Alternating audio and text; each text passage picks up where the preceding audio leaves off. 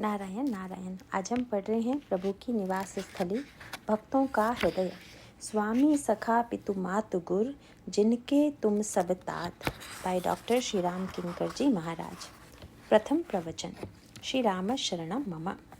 स्वामी सखा पितु मातु गुर जिनके सब तुम तात, मन मंदिर तिनके बसहूँ सिय सहित दो भ्रात। भगवत कथा रसिक श्रद्धालु श्रोतावृंद एवं भक्तिमती देवियों, पुनः इस वर्ष यह सुअवसर मिला है कि जब भगवान श्री लक्ष्मी नारायण की सन्निधि में उनके पावन प्रांगण में भगवत चरित्र की चर्चा की जा सके। सौभाग्य की बात है कि प्रभु ने अपने मंगलमय चरित्र गायन के लिए पुनः इस यंत्र को माध्यम बनाया है। इस आयोजन के पीछे सौजन्यमयी श्रीमती सरला जी बिरला और श्री कुमार बसंत जी बिरला की श्रद्धा भावनाएं ही हैं। श्रीमती सरला जी बिरला को जो डॉक्टरेट की उपाधि प्रदान की गई है, वह उनकी सेवा और योग्यता की दृष्टि से सर्वथा उपयुक्त ही है। प्रभु इन दंपति के माध्यम से जो सेवाएं ले रहे हैं, वह इनकी पात्रता तथा प्रभु की अनुकंपा का ही परिणाम है। प्रसंग के रूप में महर्षि वाल्मीकि तथा भगवान राम का संवाद विगत कई वर्षों से आपके समक्ष चल रहा है। भगवान राम ने जब महर्षि से पूछा कि मैं कहाँ रहूं, तब प्रारंभ में महर्षि वाल्मीकि ने वेदांत की भाषा में उत्तर दिया। उन्होंने कहा कि पहले आप यह बता दें कि आप कहाँ नहीं हैं, तो फिर मैं आपको बता दूंगा कि आप वहाँ रहें। उसके पश्चात महर्षि वाल्मीकि ने क्रमशः उस प्रसंग का अवतरण किया। सीधा सा तात्पर्य है कि उन्होंने पहले वेदांत की भाषा में उत्तर दिया, फिर भक्ति की भाषा में, तत्पश्चात व्यवहारिक कर्म की भाषा में। तो आइए महर्षि के वर्णन का जो तात्विक अभिप्राय है, उस पर एक दृष्टि डालें। सारे शास्त्रों की मान्यता है कि ईश्वर सर्वव्यापक है, सर्वत्र विद्यमान है। यद्यपि यह व्याख्या तत्वतः सत्य भले ही हो, पर इससे व्यक्ति के अंतःकरण की समस्याओं का समाधान नहीं होता है। यह प्रश्न गोस्वामी जी रामकथा के प्रारंभ में करते हुए कहते हैं कि अस प्रभु हृदय अछत अभिकारी, सकल जीव जगदीन दुखारी। ऐसा ईश्वर जो प्रत्येक व्यक्ति के अंतःकरण में अविकारी रूप से विद्यमान है, उसके रहते हुए भी व्यक्ति की दीनता और दरिद्रता में कोई अंतर दिखाई नहीं देता है। इसका समाधान देते हुए गोस्वामी जी ने नाम वंदना प्रसंग में रत्न का दृष्टांत दिया। उन्होंने कहा कि केवल होना ही यथेष्ट नहीं है, अपितु उसे प्रकट करने से ही वह उपयोगी होगा। तुलसीदास जी का वाक्य यही है कि सो प्रगट जिमि मोल रतन ते। रत्न आपके पास हो या मार्ग में कहीं पड़ा हुआ मिल जाए, पर अगर आपको यह लग रहा हो कि यह एक कांच का टुकड़ा है और उसे खिलौना या शोभा के रूप में रख लें, तो रत्न पास होने पर भी उसके द्वारा आप उपयुक्त सुख प्राप्त नहीं कर सकते हैं। इसीलिए आवश्यकता इस बात की है कि कोई रत्न पारखी जोहरी मिले जो यह बता सके कि यह कांच का टुकड़ा नहीं बल्कि कीमती रत्न है, तब आप उसका अंतर देखेंगे। यद्यपि वही रत्न पहले भी था, पर ज्ञान के अभाव में उस समय व्यक्ति को उसमें किसी विशेष प्रकार के आनंद की अनुभूति नहीं हो रही थी, और ज्ञान होते ही हमारे जीवन में प्रसन्नता की परिलक्षित होने लगती है। पर समस्या एक यह भी है कि क्या केवल ज्ञान से ही समाधान हो जाएगा? क्योंकि हो सकता है उस रत्न का मूल्य लाखों में हो, पर यदि व्यक्ति भूखा है तो उसे यह सोचकर भूख से छुटकारा नहीं मिलेगा कि इस रत्न का मूल्य लाख रुपए है। रत्न पास होने पर भी ठंड लगने पर न तो उसके शीत का निवारण होगा, न भूख मिटेगी और न दरिद्रता ही मिटेगी। राम नाम तो बड़ा प्रचलित है, हम सब अपने मुंह से इसका उच्चारण करते हैं, पर जिस प्रकार इस नाम की महिमा का वर्णन किया गया है, क्या वह प्रभाव हमें अपने जीवन में दिखाई पड़ता है? कहने के लिए तो कह दिया गया कि राम राम कही जे जमुहाही, तिन्हि न पाप पुंज समुहाही।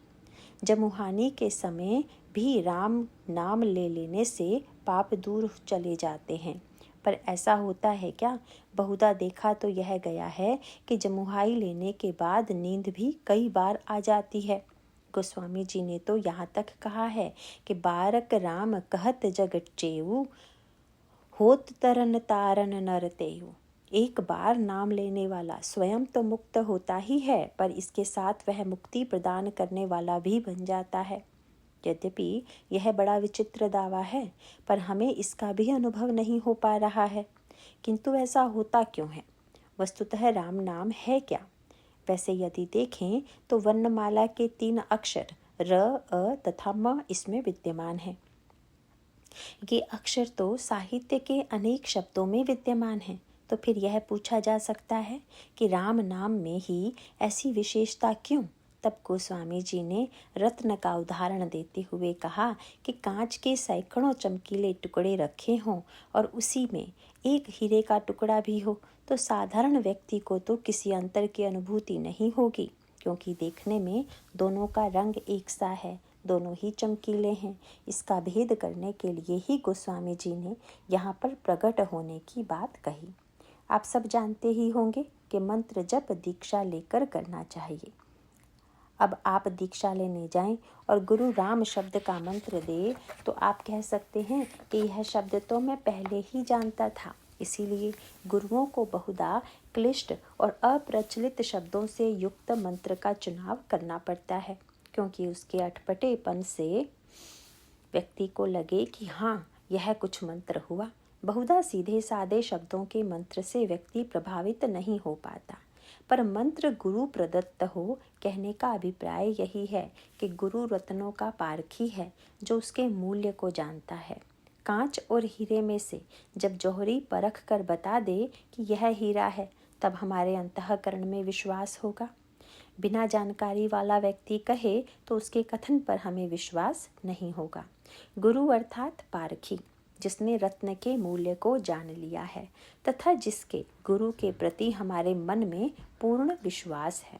गोस्वामी जी इसको समझाते हुए कहते हैं कि पहले हम रत्न को जानें, फिर रत्न को देकर मूल्य प्राप्त करें, और फिर मूल्य से जब अन्न, वस्त्र तथा अन्य वस्तुएं ले आएंगे तो उनके उपयोग से हमारी शीत, क्षुधा आदि का निवारण होगा।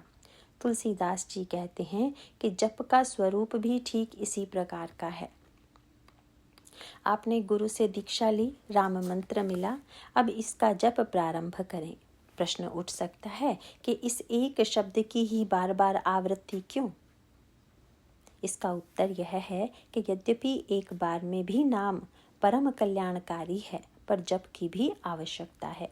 जप की पद्धति बताते हुए उन्होंने कहा, नाम निरूपण नाम जतनते, सो प्रगटत जिमि मोल रतनते। राम नाम की दिव्य शक्ति का निरूपण करना ही तप है। जप का अर्थ है कि आप उस मंत्र के अर्थ का चिंतन कीजिए। महर्षि पतंजलि जहाँ पर जप का विवेचन करते हैं, वहाँ पर वे कहते हैं, जपस्तदर्थ भावनम। जप का तात्पर्य है उसके अर्थ का चिंतन करना। पहले शब्द, उसके अक्षर, फिर अक्षरों के बीच के नाद। दृष्टांत के रूप में कहें तो कह सकते हैं कि गुलाब का क्या अर्थ है, तो पाटल आदि अनेक नाम बताए जा सकते हैं, पर वस्तुतः वे तो उस एक शब्द के बदले दूसरे शब्द हैं। संस्कृत में इसी को लेकर एक विनोद किया गया।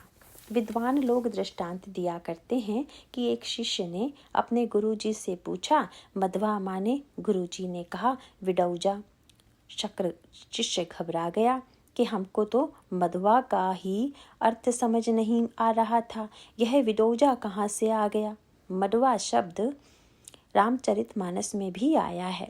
यह इंद्र के कई नामों में से एक है, और मघवा अर्थात विदौजा दोनों ही शब्द इंद्र के लिए संबोधन करने में प्रयुक्त होते हैं। इसलिए इन समानार्थी शब्दों के चक्कर में न पड़कर विचार यह करना चाहिए कि इंद्र का अर्थ क्या है। इस संदर्भ में रामचरितमानस में एक बड़ा सुंदर प्रसंग आता है। भरत जी चित्रकूट जाते समय मार्ग में महर्षि भरद्वाज के आश्रम में आते हैं। वे जब महर्षि के चरणों में प्रणाम करते हैं, उस समय गोस्वामी जी ने एक विलक्षण वाक्य लिखा, दीन ही असीस कृतार्थ कीन है। उन्होंने कहा, भरत, मैं तुम्हें देखकर कृतार्थ हो गया। वैसे कृतार्थ शब्द का प्रयोग साहित्य में न जाने कितनी बार, तथा अनेक अर्थों में होता है। अर्थ की दृष्टि से इस शब्द का तात्पर्य है कि जिसका अर्थ ज्ञात हो चुका हो। इस अर्थ शब्द का क्षेत्र बहुत विस्तृत है। इसकी व्याख्या हम अभी आगे चलकर करेंगे। रामायण में भी इस शब्द का प्रयोग अनेक स्थानों पर किया गया, पर महर्षि भरद्वाज जो बात कहते हैं वह बड़ी मीठी है। होना तो यह चाहिए था कि श्री भरत महर्षि को प्रणाम कर रहे कि मैं कृतार्थ हो गया, पर महर्षि कहते हैं कि तुमने मुझे कृतार्थ कर दिया। इस कृतार्थ शब्द का जो शाब्दिक अर्थ हम लेते हैं, यहाँ पर उससे भिन्न अर्थ है। क्या भिन्नता है, यह उन्होंने आगे चलकर स्पष्ट किया। महर्षि भरद्वाज का वाक्य सुनकर भरत जी संकोच में गड़ गए।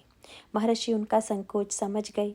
भरत जी का संकोच था कि कहीं महर्षि यह तो नहीं पूछ देंगे कि क्या तुम वही भरत हो जिसके कारण श्री राम को 14 वर्षों के लिए वनवास जाना पड़ा। यदि यह पूछ देंगे तो मैं क्या कहूँगा। गोस्वामी जी ने उनकी मनोभावना का वर्णन करते हुए लिखा, मुनि पूछब कछु यह बड़ सोचू, बोले ऋषि लखी सीलु सकोचू। श्री भरत का शील और संकोच देखकर मुनि ने कहा, भरत तुमको यही संकोच तो था कि मैं कुछ पूछूंगा, पर तुम चिंता न करो, हम कुछ नहीं पूछेंगे, क्योंकि सुनहु भरत हम सब सुधि पाई, हमें सब समाचार मिल गया है। महर्षि ने सोचा था कि यह सोचकर संकोच दूर करेंगे, थोड़ा सिर ऊपर करेंगे, पर उन्होंने दिखाई दिया कि सिर और झुक गया। श्री भरत के मन में आया कि जब पहले से सुन चुके हैं तो न जाने कितनी घृणा उनके मन में आ गई होगी। यह तो और संकोच की बात हो गई। महर्षि कहने लगे, भरत तुम्हें संकोच करने की आवश्यकता नहीं है। तुम ग्लानि जिय जनी करहूँ समुझी मातु कर तूती। संकोच तो कैकई को होना चाहिए, क्योंकि उन्हीं के कारण यह अनर्थ हुआ। किंतु श्री भरत जी को लगने लगा कि कैकई ने जो किया वह मेरे ही लिए तो किया, अतः दोषी तो मैं ही हूँ। जब महर्षि ने देखा कि इससे भी श्री भरत का संकोच दूर नहीं हुआ, तो उन्होंने कहा, भरत इसमें कैकई का भी दोष नहीं है, क्योंकि तात कैकई दोषु नहीं गई गिरा मति धूति। सरस्वती ने उनकी मति को भ्रष्ट कर दिया। सुनकर श्री भरत बड़े लज्जित हुए। वे विचार करते हैं कि सरस्वती बुद्धि शुद्ध करती है, यह तो सुना था, पर यह पहली बार सुनने को मिला कि सरस्वती ने किसी की बुद्धि को भ्रष्ट कर दिया। श्री भरत जी की स्थिति में परिवर्तन न देखकर भरद्वाज जी ने कहा कि जानते हो सरस्वती की बुद्धि कितने भ्रष्ट की, क्योंकि पहले स्वयं उनकी बुद्धि भ्रष्ट होगी, तब न वे किसी और की बुद्धि को भ्रष्ट करेंगी। सत्य भी यही था। श्री राम वनगमन के पीछे लगता है कि कारण श्री भरत हैं, उनके पीछे लगता है कि कैकई हैं, और उनके पीछे मंथरा लगती है। पर गोस्वामी जी ने लिखा कि सरस्वती ने मंथरा की बुद्धि को पलट दिया, क्योंकि वस्तुतः भगवान राम स्वयं वन जाना चाहते थे। इसीलिए उन्होंने सरस्वती को संकेत किया, और सरस्वती ने श्री राम का रुख देखकर यह सब कुछ किया। शब्द भी यही आता है, तब किछु कीन्ह राम रुख जानी। इसका अर्थ है कि सबके पीछे अंतर्यामी भगवान श्री राम हैं। और तब महर्षि भरद्वाज ने एक रहस्य खोला कि सच्चाई यह नहीं है, यह कहत भल कह ही न को, लोक वेद बुध सम्मत दो, तात तुम्हार विमल जसु गाई, पाई ही लोक वेद बड़ाई। अपितु वास्तविकता तो यह है कि तुम कहाँ भरत कलंक यह, हम सब कहाँ उपदेशु। भरत, यह जो श्री राम का वनगमन है, जिसको तुम यह कहते हो कि यह कलंक मेरे माथे है, किंतु मेरी दृष्टि में तो यह कलंक बहुत अच्छा है। सुनकर आश्चर्य लगता है, किसी को कलंक लगे और कहा जाए बहुत अच्छा है, किंतु महर्षि ने उसे एक नया अर्थ दे दिया। इसे यूँ कहा जा सकता है कि स्याही का रंग काला है, पर जब उससे पुराण लिखा जाए तो अक्षर का यह कालापन अंधेरे के स्थान पर प्रकाश देने वाला हो जाता है। रामचरितमानस में भी कहा गया कि लिखई पुराण मंजू मसी सोई।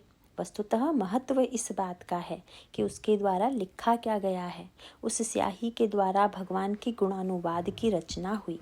सफ़ेद कागज पर शब्दों के रूप में जब वह स्याही लग गई और कोई कहे कि इसने सफ़ेद को काला कर दिया, तो इससे बढ़कर नासमझी क्या होगी।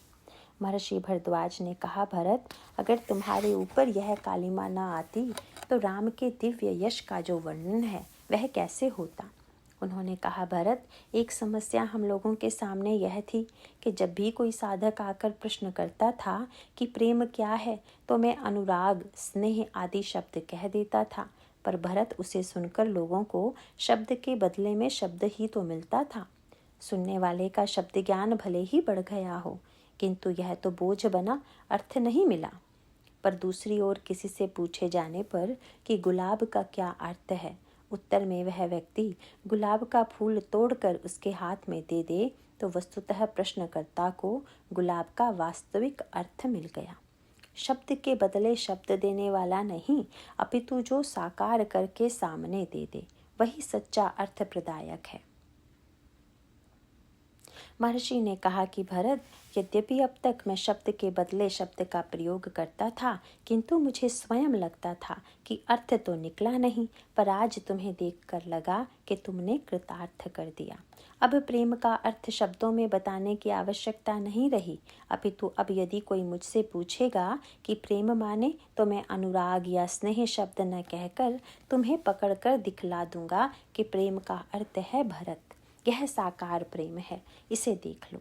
महर्षि ने कहा, तुम तो भरत मोर मत एहु, धरे देह जनु राम सनेहु। तुम कहाँ भरत कलंक यह, हम सब कहाँ उपदेश, राम भगति रस सिद्धि हित, भायः समौ गणेशु। यही संकेत रामचरितमानस में सर्वत्र मिलेगा। अयोध्यावासी यही बात पहले कह चुके हैं कि भरत ही कह ही सराही सराही, राम प्रेम मूरति तनु आही। शब्द के स्थान पर शब्द का प्रयोग तो व्यक्ति को केवल बौद्धिक ज्ञान ही दे सकता है, पर उसका वास्तविक तात्पर्य वह है जिसके लिए उस शब्द का प्रयोग किया गया है। वर्णन आता है कि द्रोणाचार्य अपने शिष्यों को धर्म के 10 लक्षण बताए। फिर एक दिन उन्होंने कौरवों तथा पांडवों की परीक्षा लेने के लिए उनसे पूछा कि धर्म के 10 लक्षण क्या क्या हैं। अधिकांश छात्रों ने याद किए गए वे 10 लक्षण सुना दिए। द्रोणाचार्य ने युधिष्ठिर की ओर देखा, तुम कैसे चुप हो, तुम भी बताओ। उन्होंने कहा, सत्य, और फिर चुप हो गए। सब उपस्थित विद्यार्थी हंसने लगे कि वे तो सबसे बड़े हैं, पर लगता है कि सबसे बड़े फिसड्डी भी वही हैं। 10 में से केवल एक ही याद रहा, शेष सब भूल गए। चुप देखकर द्रोणाचार्य जी ने कहा कि यह ठीक है कि 10 लक्षणों में से एक सत्य भी है, पर आगे के शेष लक्षण भी तो बताओ। किंतु वे बार बार सत्य कहकर चुप हो जाते। अंत में द्रोणाचार्य जी ने पूछा कि क्या आगे के लक्षण तुम्हें याद नहीं हैं? युधिष्ठिर ने कहा, गुरुदेव, अभी तो इस प्रथम शब्द सत्य के ही लक्षण को जीवन में उतारने की चेष्टा कर रहा हूँ। आगे 9 कौन कौन से हैं, इसके बारे में बाद में विचार करूँगा। ठीक इसी प्रकार एक ही शब्द राम की आवृत्ति की जो बात रामचरितमानस में कही गई, उसका संकेत भी यही है। भगवान शंकर से कहा गया कि आप 100 करोड़ रामायण का बंटवारा कर दीजिए। भगवान शंकर ने कार्य संपन्न कर दिया। उनसे पूछा गया कि इस बंटवारे के बदले में आप क्या लेंगे। उन्होंने कहा कि बस एक राम शब्द हमें दे दीजिए और पूरी रामायण आप लोग ले लीजिए। ब्रह्म राम ते नाम बड़, बरदायक बरदान, रामचरित सतकोटि मह, लिए महेश जिय जाने। राम का अर्थ रामायण भी है, क्योंकि भगवान राम के चरित्र की घटनाएं ही तो रामायण में हैं। भगवान राम के गुणों का ही तो वर्णन रामायण में है। किंतु राम शब्द को बार बार दोहराने के पीछे क्या संकेत है, इस पर जरा विचार कीजिए। राम नाम के जप में भगवान शंकर का क्रम बड़ा विचित्र है। नियम यह है कि विद्यार्थी वर्णमाला के स्वर, व्यंजन तथा अक्षरों से शब्द बनाना सीखता है, फिर वाक्य बनाना सीखता है, तत्पश्चात वाक्य का अर्थ बनाना सीखता है। किंतु शंकर जी उल्टी बात यह कहते हैं कि अर्थ से शब्द में आओ और शब्द से उसके अक्षर में जाओ। कहा जाता है कि एक बार किसी ने भगवान शंकर के सामने राजा शब्द का प्रयोग कर दिया, तो भगवान शंकर उस शब्द को सुनते ही समाधि में चले गए। किसी ने कहा रात्रि तो समाधि में चले गए, एक दिन तो किसी ने रावण कहा तो भी समाधि में चले गए। पार्वती जी को आश्चर्य हुआ कि इन शब्दों में ऐसा क्या चमत्कार है कि सुनते ही ये समाधि में चले जाते हैं। इसीलिए एक दिन उन्होंने कहा, महाराज मैं एक बात आपसे पूछना चाहती हूँ, पर शर्त यह है कि आप मेरी बात ध्यानपूर्वक सुने, समाधि में न चले जाएं। भगवान शंकर जी ने कहा, ठीक है, तुम प्रश्न पूछो। पार्वती जी ने कहा, महाराज आपको राजा, रात्रि या रावण शब्दों में ऐसा क्या विशेष रस प्राप्त होता है कि सुनते ही आप दिव्य समाधि के आनंद में खो जाते हैं। शंकर जी ने कहा, पार्वती आज तो तुमने बड़ा कष्ट दे दिया। मैंने तो आज तक इन शब्दों को सुना ही नहीं, क्योंकि जब भी किसी के मुख से र अक्षर निकलता था तो मैं समझता था कि बस राम ही कहेगा और मैं राम के आनंद में डूब जाता था। रकारादीनि नामानि शृण्वतां मम पार्वती, मन प्रसन्नतां याति राम नामाभिशंकया। अब आप शंकर जी के इस क्रम पर दृष्टि डालिए। अर्थ से शब्द, शब्द से अक्षर और अक्षर में भी तीन में केवल एक, उसी एक को सुनकर समाधि में चले जाएं। हम सब अनेक बार नाम लेकर भी समाधि में नहीं जाते। समाधि की बात जाने दें, हम तो सच्चे आनंद का भी अनुभव नहीं करते। शब्द के उच्चारण के समय क्या भाव व स्थिति होती है, इसका चित्रण प्राप्त होता है श्री भरत के चरित्र में। जब श्री भरत चित्रकूट की ओर प्रस्थान करते हैं तो वे राम राम का उच्चारण करते हुए मार्ग में चलते हैं। यद्यपि राम शब्द तो वही है, पर गोस्वामी जी कहते हैं कि जब श्री भरत जी उसका उच्चारण करते हैं तो ऐसा लगता है कि जैसे चारों ओर प्रेम उमड़ रहा हो। जब ही राम कहीं ले ही उसासा, उमगत प्रेम मनहु चहु पासा। और विलक्षणता यह है कि द्रवहि वचन सुनि कुलिस पसाना। उन शब्दों को सुनकर पाषाण भी द्रवित हो जाते हैं। इसका सीधा सा तात्पर्य है कि जप करके, बार बार उसकी आवृत्ति करके यह अभ्यास किया जाए कि बस इस शब्द का अर्थ पता चल जाए। इसी को गोस्वामी जी कहते हैं नाम निरूपण, कि इसमें र क्या है, अ क्या है तथा म में क्या है।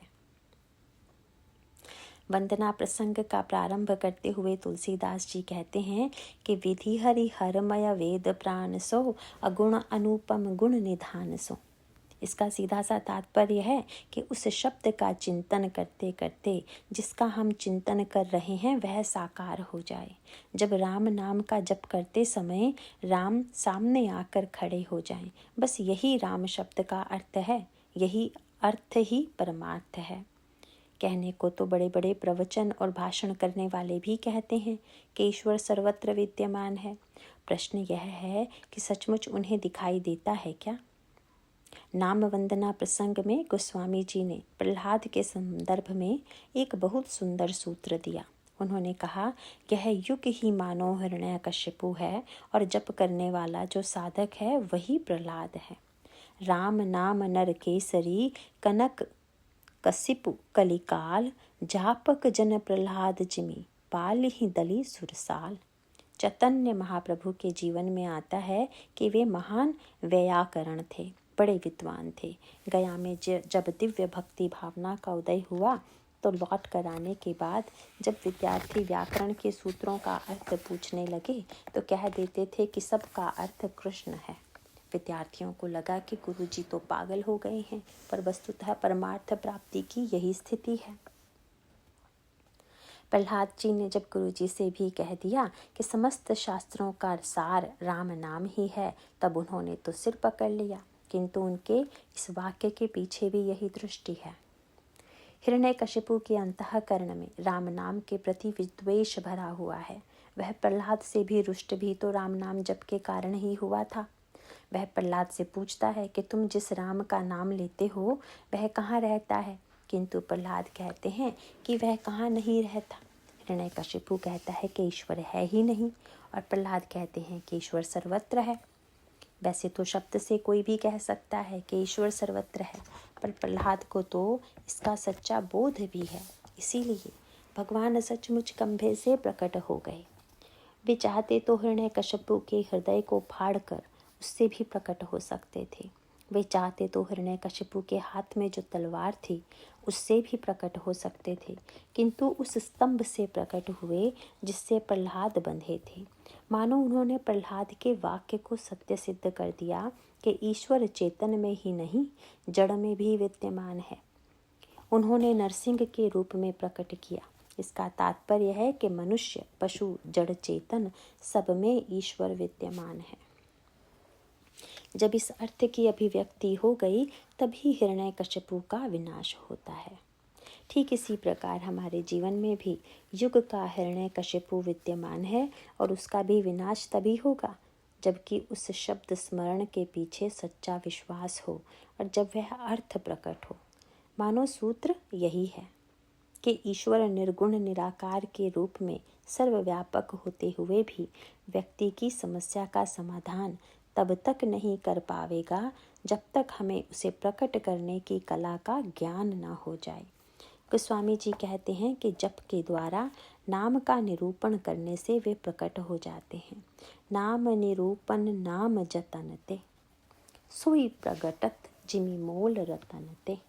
जैसे रत्न से मूल्य प्रकट हो जाता है, उसी प्रकार वे भी प्रकट होकर हमारी समस्याओं का समाधान करते हैं।